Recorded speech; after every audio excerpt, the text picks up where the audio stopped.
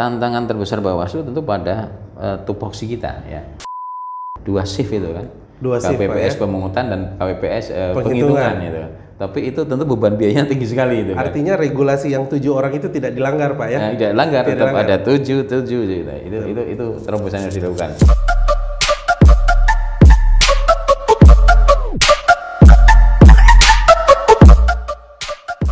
Halo, assalamualaikum warahmatullahi wabarakatuh, sahabat Bawaslu. Ini adalah program Bawaslu Provinsi Sulawesi Selatan dalam bentuk podcast Adiasta Talk. Dan di episode perdana hari ini kami telah menghadirkan tamu istimewa untuk kita semua dan tentunya sudah kita kenal bersama. Bersama kami telah hadir Ketua Bawaslu Republik Indonesia Bapak Abhan SH.MH. Selamat datang Pak Abhan. Ya, terima kasih bisa bertemu kawan-kawan di Sulawesi Selatan ya. Alhamdulillah. Sehat-sehat semuanya. Alhamdulillah sehat Pak. Gimana kabarnya Pak? Alhamdulillah baik, sehat. Kemarin nih nyampe Baru tiba kemarin Pak ya? Ya Pak. Pekan lalu sudah disepakati terkait jadwal pemilu di 2024. Ya. Di mana untuk pemilunya di 14 Februari dan ininya di tanggal 27 November untuk pemilihan atau pilkada. Seberapa alot sih Pak proses RDP kemarin di Komisi 2? Jadi sebetulnya pembahasan untuk penentuan tanggal pemungutan untuk pemilu maupun pilkada, pemilihan kepala daerah memang sempat tertunda beberapa kali seperti kita ikuti kan beberapa pemberitaan ya. Sejak tahun 2021 jadi sampai akhirnya pada kemarin pada awal Januari ya. Jadi memang sudah beberapa kali proses ya. Yang awalnya ada 2 pilihan kan antara Februari sama Mei. Tapi akhirnya kemarin alhamdulillah semua sepakat bahwa untuk pemungutan pemilu di 14 Februari 2024. Jadi ini sudah sepakat bulat antara pemerintah, DPR dan penyelenggara pemilu. Untuk 2024 nanti Pak, apakah situasi pandemi COVID ini masih mempengaruhi keputusan di RDP kemarin Pak? Ya, kita semua belum tahu ya apakah pandemi COVID ini tahun 2022, 23 bahkan 24 itu sudah selesai atau tidak ya. Kita memang berharap ya bahwa pandemi ini sudah selesai sehingga tahapan bisa normal. Tetapi pesan yang kami tangkap adalah beberapa kali diskusi ya RDP memang ya kita harus persiapkan seandainya, asumsinya seandainya bahwa ini tahapan-tahapan awal di tengah pandemi COVID ya.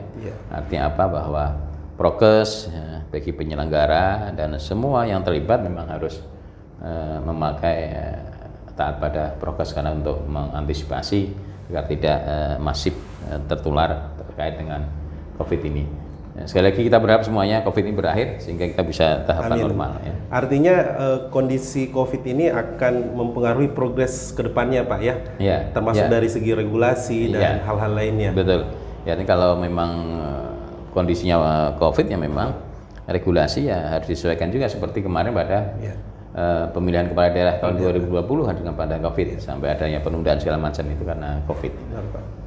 Kalau posisi Bawaslu sendiri di RDP kemarin Pak, seberapa besar pengaruh kita di rapat tersebut? Ya, bagi Bawaslu sebetulnya bahwa mau bulan apapun ya, yang penting tahapan itu tetap memberikan keadilan bagi peserta pemilu, terutama memberikan ruang agar proses-proses kanal-kanal upaya-upaya hukum itu ya terwadai waktunya itu kan. Kan ada di Bawaslu soal penyelesaian sengketa proses kewenangan Bawaslu itu harus dihitung di dalam nanti tahapan ya. Tetapi dengan keputusan ini Februari memang lebih longgar ya. Kalau seandainya ada persoalan sengketa proses, penanganan pelanggaran dalam proses ini bisa selesai ya. Sehingga tetap terjaga sebuah keadilan proses maupun hasil nantinya itu. Kalau tadi Bapak mengatakan bahwa dipertimbangkan juga jadwal termasuk proses penyelesaian sengketa proses. Apakah dari waktu pemilu 14 Februari ke tahapan pilkada itu merupakan waktu yang akomodatif untuk proses tersebut, Pak? Ya, kalau melihat jadwal ya kita asumsikan yang sesudah-sudah ya, artinya di pilkada 2015, 17, 18 dan 2020, maka dengan mengambil pemungutan suara pemilu Februari maka cukup ya, kira-kira insya Allah cukup ya. Tinggal nanti artinya bagaimana sengketa hasil di Mahkamah Konstitusi juga harus selesai ketika nanti memasuki tahapan pencalonan ya, karena apa, bahwa disitulah akan menentukan partai mana dapat berapa kursi alokasinya. Nanti untuk menentukan bisa mengusulkan atau mengusung pasangan calon. Jadi kuncinya di situ, irisannya di situ. Jadi pemilu legislatif khususnya di DPR di provinsi kabupaten kota harus selesai, di pusat juga harus selesai ketika sudah memasuki tahapan pencalonan kepala daerah. Ada 2 kontestasi dalam 1 tahun, Pak, yang sama. Kira-kira tantangan terbesar bagi penyelenggara khususnya Bawaslu itu apa, Pak? Ya, saya kira bahwa tantangan terbesar Bawaslu tentu pada tupoksi kita ya. Tupoksi kita itu kan ada tupoksi pencegahan, kemudian pengawasan, penanganan pelanggaran dan penyelesaian sengketa. Saya kira disitulah tantangan yang harus dijawab oleh Bawaslu dan harus dipersiapkan. Tadi misalnya soal pencegahan harus dilakukan maksimal agar tidak terjadi sengketa proses maupun penanganan pelanggaran atau sengketa hasil yang nanti berlarut-larut sampai melampaui waktu gitu. Jadi di situ pencegahan punya peran besar gitu kan, agar tidak terjadi pelanggaran yang masif di dalam tahapan pemilu maupun pilkada ke depan. Artinya rentang waktu tahapan yang berjalan nantinya sekitar 25 bulan, Pak ya. Yang di ini proses atau fungsi pencegahan harus dioptimalkan. Harus dioptimalkan, ya. Baik. Kalau kembali ke 2019, Pak, satu kontestasi saja, penyelenggara yang meninggal dunia sampai dengan untuk KPU sendiri sekitar 894 dan di kita ada sekitar puluhan, Pak, yang meninggal, begitu pun juga sakit. Kira-kira di 2024 nanti hal ini bagaimana menurut Bapak, Pak? Kami kira tentu tidak hanya Bawaslu saja, penyelenggara KPU juga ya, sama-sama untuk melakukan evaluasi secara komprehensif ya. Jadi sebetulnya kita evaluasi secara komprehensif betul kemarin penyebab utamanya itu apa gitu kan. Sampai korban banyak meninggal misalnya di jajaran penyelenggara ad hoc di KPPS gitu. Penyelenggara di TPS itu kan. Sementara saya melihat bahwa karena ini terkait dengan beban kerja yang tinggi bagi penyelenggara ad hoc ini. Bayangkan teman-teman di TPS ini kan sebelum hari pemungutan sudah disibukkan dengan membagikan ya surat pemberitahuan C6 untuk memilih itu kan, pemberitahuan untuk memilih, kemudian logistik yang sebelumnya juga harus itu, kemudian malam hari kurang sehari harus menyiapkan TPS, kemudian paginya pemungutan sampai penghitungan suara yang larut malam, bahkan tidak selesai sampai nyambung 12 jam lagi karena putusan Mahkamah Konstitusi ini. Jadi tentu ini harus dievaluasi secara menyeluruh, titik persoalannya di mana ya. Saya kira adalah karena beban kerja yang sangat tinggi dan KPS. Ini harus KPU ke depan harus bisa memberikan sebuah inovasi ya, terobosan bagaimana menyederhanakan administrasi hasil pemilu itu agar beban kerjanya tidak begitu rumit gitu kan.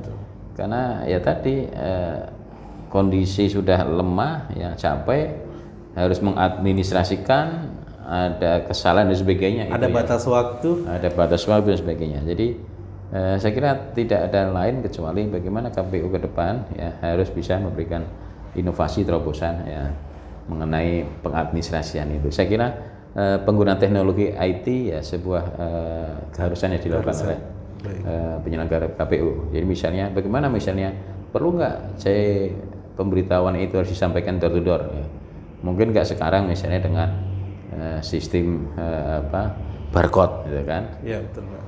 atau dikirim aja ke handphone pemilih ya, atau ini intinya pemilih bisa mengunduh ya di web KPU atau apapun lah soal itu. Jadi saya kira terobosan penggunaan teknologi IT adalah bagian dari untuk mengurangi beban kerja. Dan memang kita lihat kemarin korban jiwa yang terbesar adalah di KPU sendiri. Di KPU ya, petugas KPPS. Dan bisa dikatakan pada saat dekat-dekat pemungutan proses tungsura Pak istilahnya, pemungutan dan penghitungan suara.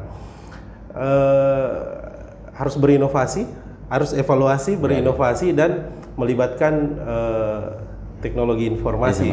Tentunya. Kalau dari TPS sendiri Pak, personel yang ada di situ apakah cukup untuk kondisi, kalau kita bercermin dengan kondisi 2019 yang lalu Pak? Ya, kalau terkait dengan jumlah, kalau bicara cukup jumlah, karena ini ketentuan undang-undang kan. Betul Pak. Jadi 7 anggota KPPS itu kan undang-undang, maka nggak bisa dilanggar lagi gitu kan. Betul. Kalau mungkin mau terobosan ya, artinya tadi penggunaan IT harus dilakukan. Mungkin adalah bagaimana dalam penghitungan suara misalnya itu di panel ya kan, tidak 7 semuanya di panel, 3 ketua keliling itu sebuah, saya kira terobosan yang bisa dilakukan. Tentu nanti harus dikaji isi regulasi seperti apa, atau kalau memang anggaran itu cukup, memang ideal kalau ada KPPS dua shift itu kan, KPPS pemungutan dan KPPS penghitungan itu. Tapi itu tentu beban biayanya tinggi sekali itu. Artinya kan? Regulasi yang 7 orang itu tidak dilanggar Pak ya? Tidak dilanggar, tetap ada 7 gitu. Itu terobosan yang harus dilakukan. Tentu sekali lagi kajian regulasinya harus dikaji ya. Dan juga tentu anggaran kalau itu. Kalau yang tadi dibagi 2 untuk panel di penghitungannya mungkin tidak berdampak pada anggaran. Cuma dari sisi regulasi seperti apa. Baik. Saya kira itulah yang beberapa hal harus dilakukan oleh kalau ke depan ini kan kita mumpung berbicara mengenai TPS, kehadiran PTPS Pak, pengawas TPS sendiri yang 1 orang 1 TPS. Menurut Bapak apakah cukup dengan jumlah tersebut atau perlu tambahan? Karena beberapa curhatan mereka sendiri kemudian berhadapan dengan KPPS-nya dan kadang bisa dikatakan terkucilkan di TPS. Kira-kira bagaimana menurut Bapak? Sekali lagi karena ini ketentuan regulasi ya, jadi hanya 1 itu kan. Ya dengan keterbatasan pengawas TPS 1 maka tentu harus efektif dalam melakukan tugas-tugas pengawasan di TPS bagi kawan-kawan di pengawas TPS ini ya. Jadi harus mengetahui mana yang harus menjadi konsentrasi pengawasan di TPS itu. Dan tentu peningkatan kapasitas ya. Kapasitas pengawas TPS harus senantiasa diasah itu kan, agar paham betul tugas pengawas TPS itu apa. Dan potensi-potensi rawan di hari pemungutan dan penghitungan itu apa harus diketahui oleh pengawas TPS. Sehingga tadi saya katakan sebelum terjadi pelanggaran ya harus dilakukan pencegahan bagi pengawas TPS ya. Tentu di TPS ini kan tidak hanya pengawas TPS juga. Betul. Kan ada saksi dari peserta pemilu gitu kan.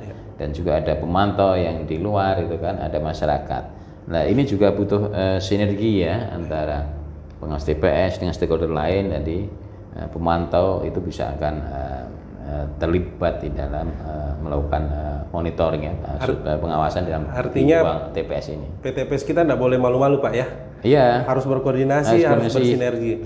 Soalnya beberapa yang kita lihat memang di lapangan ada yang mungkin merasa minder karena sendiri di situ, kemudian harus bergaul dengan para saksi dan sehingga itu tadi Pak, mereka tahu sebenarnya fokus pengawasan beserta titik-titik rawat, tapi karena perasaan minder itu sehingga harus percaya diri. Harus percaya diri. Jadi bahwa di pundak pengawas TPS ini memang tanggung jawab besar. Betul Pak.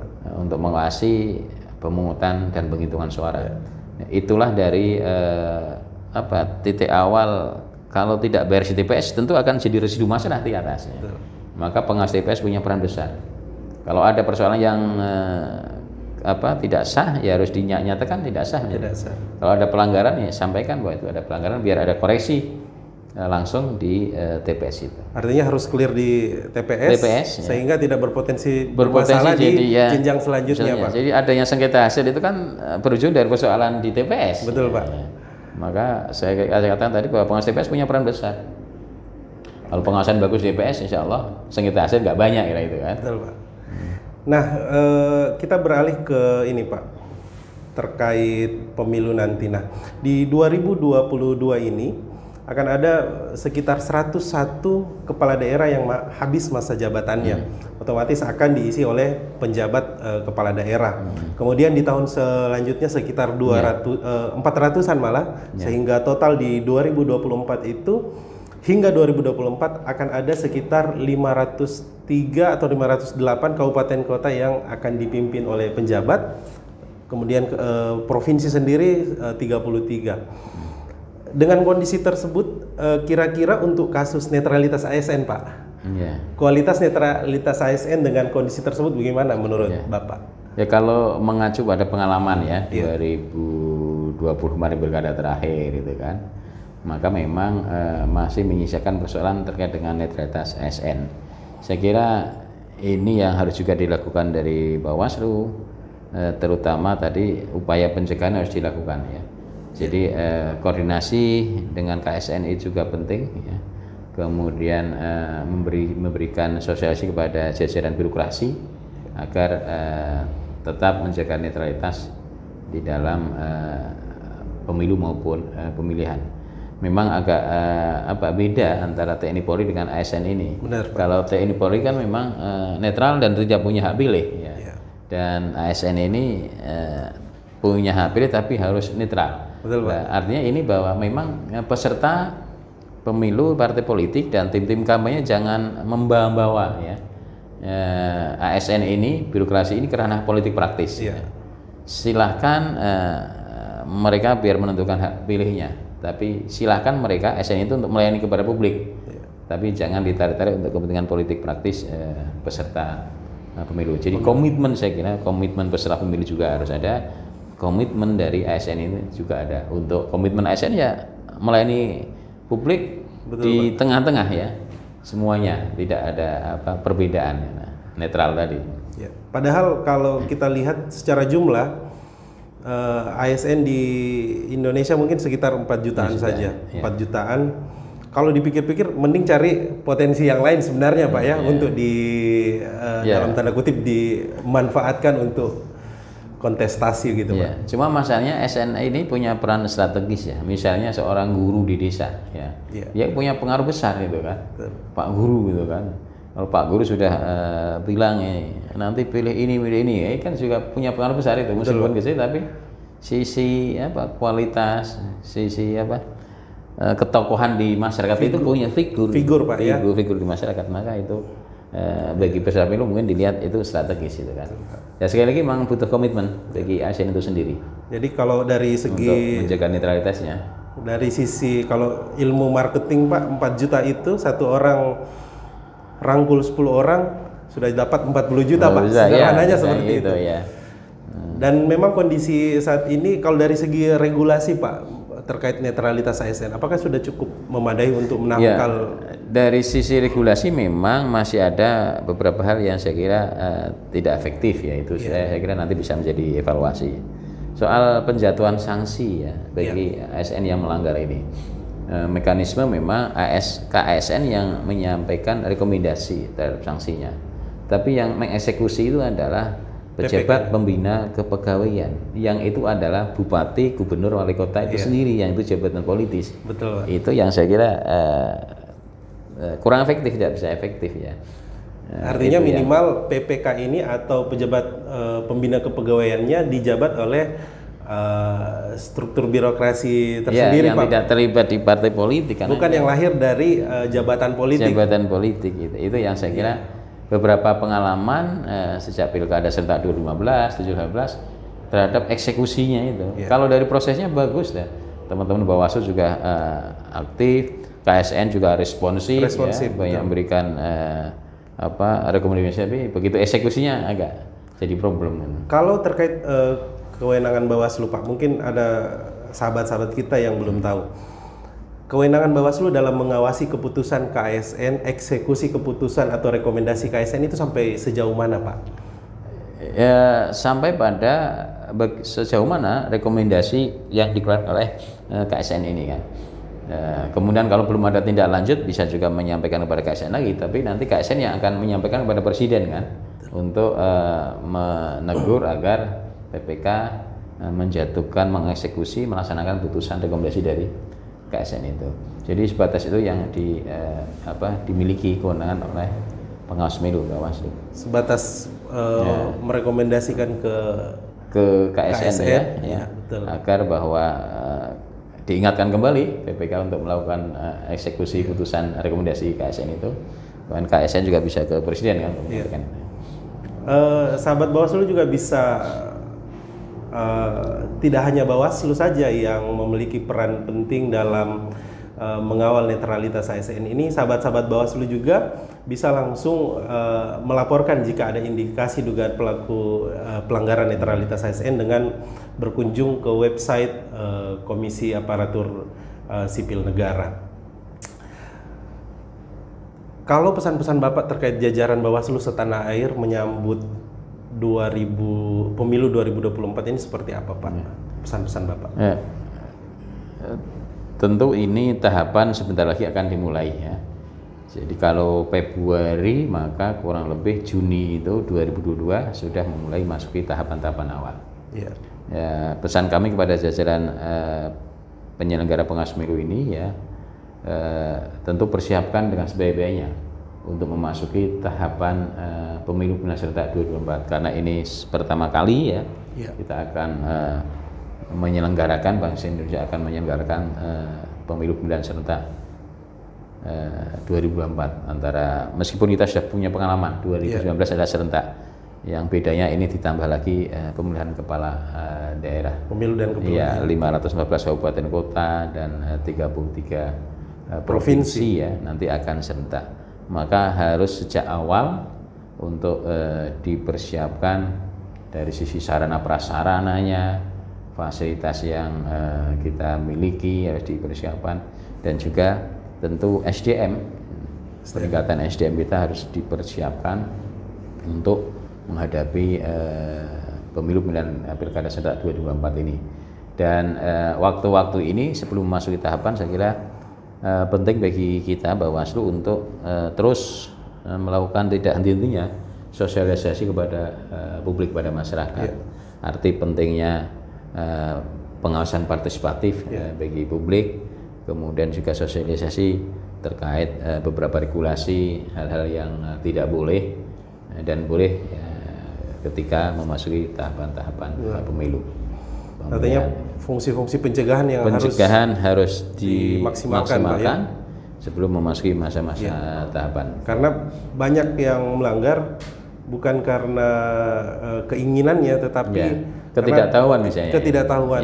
Salah satu contohnya ya misalnya di netralitas ASN, sebenarnya tidak ada niatan untuk melanggar, tetapi karena tidak paham sehingga mereka melanggar. Selain sosialisasi, mungkin memang hubungan antar lembaga dengan lembaga-lembaga terkait, misalnya TNI, Polri. Kalau mengenai intensitas suhu politik di 2024 menurut Bapak dengan dua kontestasi ini gimana Pak? Apakah lebih tinggi? Begini, ini kan hajat besar ya. Saya kira hajat besar ini tidak hanya menjadi beban bagi penyelenggara ya, KPU, Bawaslu dan DKPP, tetapi seluruh stakeholder juga untuk sama-sama punya komitmen untuk mensukseskan pemilu pemilihan serentak 2024 ini. Pesertanya, partainya juga harus punya komitmen taat pada regulasi. Kalau bicara dinamika, saya kira 2024 tentu akan beda dengan 2019 ya, karena ini dari sisi pilpresnya aja artinya newcomer ya, nggak ada incumbent. Ya, bisa mungkin lebih dari 2 pasangan calon itu kan. Itu kemudian dari sisi legislatifnya, ini saya kira sebuah kompetisi bagi partai politik yang saat ini ada di parlemen apakah nanti bisa mempertahankan parliamentariannya atau enggak, gitu kan? Apakah ke depan masih bisa duduk lagi di Senayan atau tidak, gitu kan? Ini akan menimbulkan dinamika yang kompetisi yang ketat di antara peserta pemilu partai politik yang hari ini ada di parlemen, belum lagi tambah dengan partai-partai baru. Apakah nanti di dalam proses verifikasi pendaftaran partai politik itu lolos atau tidak, kita belum tahu. Apakah nanti bertambah lagi partai peserta pemilu seperti kemarin, lebih besar atau tidak, ya. Betul, Pak. Nanti kita lihat di tahapan-tahapan pendaftaran partai politik dan nanti verifikasi faktual maupun administrasi dan penetapan dari KPU mengenai partai politik mana yang menjadi peserta pemilu 2024. Harapan kita 2024 ini tetap berjalan dengan damai. Iya. Walaupun memang bisa kita lihat pasca 2019 kemarin tensi politik bisa dikatakan tidak menurun, Pak, stabil. Belum apa-apa sudah berbicara 2024 seperti itu. Ya, mudah-mudahan kondusif ya situasinya, sehingga tugas-tugas Bawaslu dalam pengawasan juga maksimal melakukan itu. Baik. Pertanyaan terakhir, Pak. Dari beberapa kali Bapak ke Makassar, Bapak pilih coto atau kondro, Pak? Lebih enak coto atau kondro? Lebih enak cotonya, lebih segar. Gitu. Lebih segar, Pak, ya? Lebih segar. Gitu, walaupun porsinya kecil, Pak. Porsinya kecil. Kalau porsi kecil bisa ditambah intensitasnya nanti. Tetap banyak juga. Baik, terima kasih. Terima kasih, Mas. Waktunya Pak Abhan, Ketua. Sehat untuk kita semuanya. Amin. Semoga Bapak juga sehat dalam menjalankan tugas sebagai Ketua Bawaslu Republik Indonesia. Baik, sahabat Bawaslu, demikian tadi podcast kita hari ini. Saksikan terus podcast kami Adiasta Talk hanya di channel YouTube Bawaslu Provinsi Sulawesi Selatan. Sekian, Assalamualaikum warahmatullahi wabarakatuh. Waalaikumsalam warahmatullahi wabarakatuh. Kasih, Pak. Oke.